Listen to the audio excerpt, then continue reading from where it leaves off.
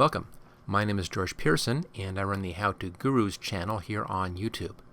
Most of the videos in my channel are short demonstrations of the different tools and techniques you'll find in various software programs. Right now I have several hundred of these quick videos available on YouTube. This video though is different. This is part of a new series of longer demonstrations that I'm doing to show you how to complete complex projects from start to finish using a variety of techniques and tools.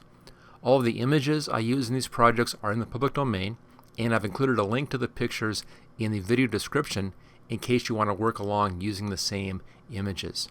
Okay, let's move on to the project. In this Photoshop photo repair and effects video, I'm going to be showing you how you can blur out a background.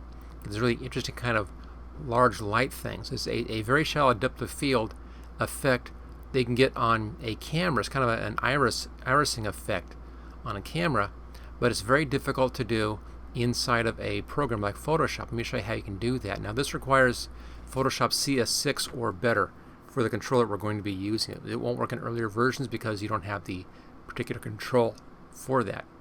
Now I'll be using a couple of pictures. One is this one and one is this. I'm just sticking her face in front here to give us a foreground object. If you already had a picture with, like this with somebody in the foreground and nothing in the background, simply make a selection around that person so you can separate the background from the foreground and then do the blur effect. It works the same way. Okay, so we'll just use her as our foreground object. The first thing though is you want to work with this. Now a couple of things I want to do. I want to fix the image. We're going to have our person in here on this side, and we're going to be blurring these things out and enlarging the lights. So we have two light source problems, the top up here and this thing over here on the right hand side. We need to fix both of those before we do anything else. So let's just make a copy of the background, pull this down to the new layer button like that, and hide that. I always do that just as a safety. Now let's do a little bit of clone stamping to just get rid of this stuff in here, and let's zoom in a little bit. I'm just going to take some of this curtain and stick it over there. It's going to be behind her head anyway. I just don't want to have this thing expanding out. So let's do a real fast clone stamp. I'll grab from right there, and let's just paint that in down here and just lose that light. The reason we don't want that is because that will be expanded when we blur the whole effect out. Again, this is going to be behind our foreground person, so what we're doing here doesn't matter. We just need to get rid of those light sources. They'll all be hidden. Up here will show, so be a little more careful on this. So I'm going to clone stamp from right here, and let's just pull that straight across like that and hide that bit. Alright, there we go. The background is now fixed well enough for our picture. Let's go to view and put this back on screen again. Let's bring our foreground person in here. So I'll float her out like that. Drag her onto this picture. Let's get rid of that one. I need to resize this one to fit. Obviously there are different scales on these images. So edit, transform, scale. Hold the shift key down so you transform proportionally. And let's just find a nice size for her, kind of being, sticking her head in here into the picture, into the shot.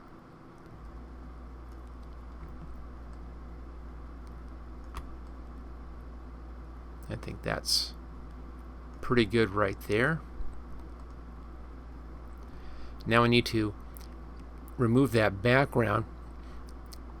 So I'll just make a selection around her hair, and we'll zoom in a little bit on that. There we go. And grab our marquee tool, or in this case the polygonal lasso tool. So I'm just going to make a quick selection here. Now if I was doing this, of course, for a professional finished piece, I'd take much more time on this selection, but I'll do this fairly quickly here. just for this video. And I'm just kind of having to eyeball up here and guesstimate where the top of her head is. A little hard to see up there. And we'll work this around until we get the side of her head in, and pull that down towards the bottom. We'll also fix her red eye when we get down to that point. That's a real fast fix. Let's just scroll this down. There's the bottom of the picture, and we'll work around the hair down here and just finish off this selection. I want to be selecting the girl, so we'll pull this over here and then pull this back up and back to our starting position. There it is. And just hit the layer mask button, and that gives us a layer mask at that point. That way I can come back in and I can adjust the edges if I want to. Okay, let's just fit this back on screen again. And there's the basic layout. I think we can move her around just a bit, maybe over here. Like that. Okay, so now we're ready to come in and blur the background to give it that kind of photo look. Okay, before we go any further, I want to just fix a little problem right back there. I'm seeing a little bit of a halo effect. So we're a bit too light in here still. So do a little more clone stamping. And get on the right layer. There we go. With the Alt key down. I'm just going to pull down a little bit of the darkness up in there. That should be just enough. Okay, that looks good.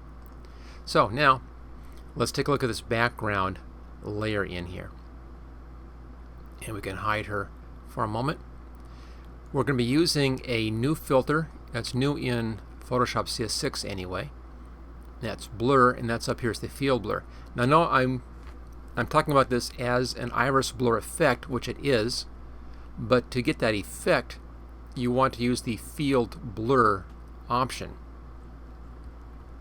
Now on this is pretty easy. You can just grab your control here and choose how much blur you want to have happen. And this is kind of what you would get if you did a normal blur filter inside of Photoshop. You just get kind of a blurry mess. You know, it's fine. It looks blurry. That's okay. But we want to have those bright round circles around the lights. That bright round circle effect. And that's where the field blur in combination with the blur effects comes into play. We have these two things here. The light bokeh, I think it's pronounced, I don't know, B-O-K-E-H, call it what you want to, and the color version here. Now on the lights, we can bring the lights up, and you'll see what happens. They begin to give us that kind of round effect. And then on the color, we can bring the color back in again and begin to get the colorized effect. So by using these two controls, we can get those round lighting effects. That looks so interesting. You can also adjust the range in here and use this to try to control the effects so you don't have too much happening. And it's a matter of just balancing out these controls to get those nice large round globs in there.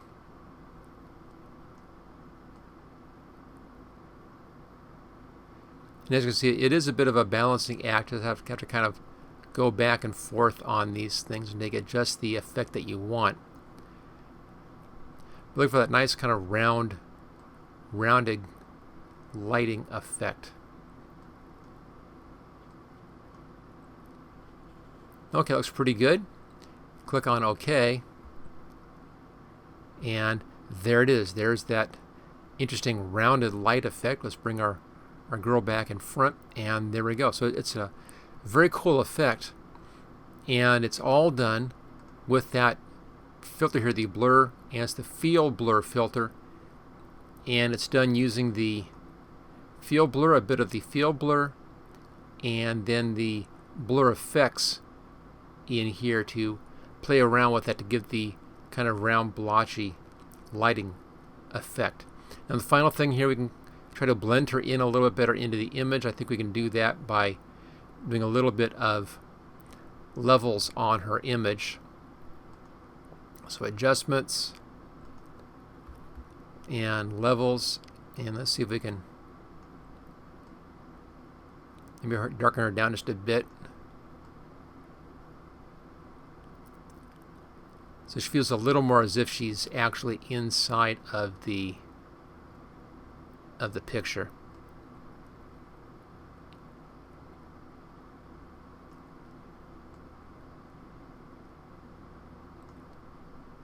And just little tweaks. Okay, there we go. But the important thing here is how do you get those kind of rounded lights, that rounded light effect. And that's all done with that control, again, the filter, blur, and the field blur option right there. Okay, last little bit to do then is just her eyes, that little red eye effect. Let's zoom in a bit here, and then we'll use the red eye tool to clean up that red eye in there. Now I'll go over here to our healing tools, grab the red eye tool, and just click right in the middle of her iris in here. Let Photoshop figure it out. There we go. And that solves the red eye problem. Okay, let's put this back to fit on screen. And there we go. So there's how to get that kind of interesting iris blur effect happening for lights in the background. Let's now look at just some variations on the color effect in here. I'm just going to make a new copy of our background, and I'll put it up on top. So I've just the lights, and back to our filter, blur, and field blur. Right now it's set at about 15. That's the default setting. And as I showed you before, you bring the lights up and the color up, bring them up about halfway, and that's a good starting position for your lights. Now you can control how big the lights are once you have this basic position by controlling the amount of blur up in here. So watch what happens when I bring the blur up. The lights just get bigger and bigger. You get that really kind of interesting effect in there with the overlapping lights. So you can take it as far as you want on this. There's some really interesting background effects. And then once you have that, you can control, again, the quality of those lights back with the blur effects in here. Bring the light control up, makes the lights a lot brighter.